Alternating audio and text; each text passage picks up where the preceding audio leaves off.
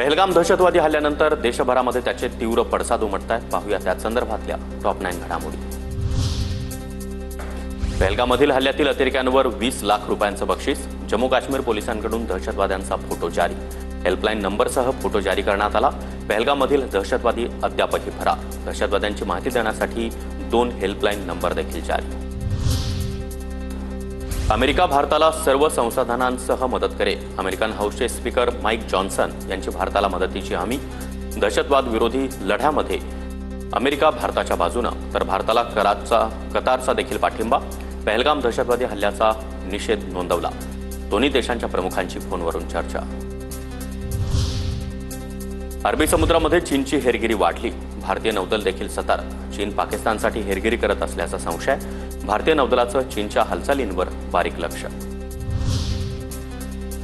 MIM प्रमुख असदुद्दीन ओवैसींचा श्रीनगर दौरा। पहलगाम हल्ल्यानंतर ओवैसींचा पहिलाच काश्मीर दौरा। दौऱ्यामध्ये स्थानिक नेते आणि जनतेशी संवाद साधला।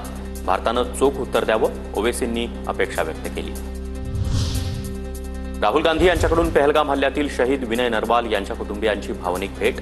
दोषींना अशी शिक्षा द्या की कुणीही भारताकडे डोळे वर करून पाहणार नाही, राहुल गांधी यांचं ट्विट। भारतानं चिनाब नदीचं पाणी रोखलं। पाकची शेती संकटात। खरीपाच्या सुरुवातीलाच 21% पाणी टंचाई। पाकिस्तानच्या IRSAची माहिती। लवकरच झेलमचंही पाणी थांबवणार।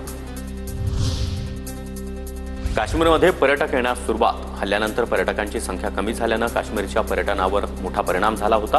पर्यटकांनी दल लेक परिसरामध्ये शिकारा राईड्सचा आनंद लुटला। युद्धाआधीच पाकिस्तानची अर्थव्यवस्था गडगडली। पाकिस्तानमध्ये सोन्याचे दर प्रतितोळा 3,50,000 रुपयांवर। 24 कॅरेट सोन्याचे दर तब्बल 7,000 रुपयांनी वाढले।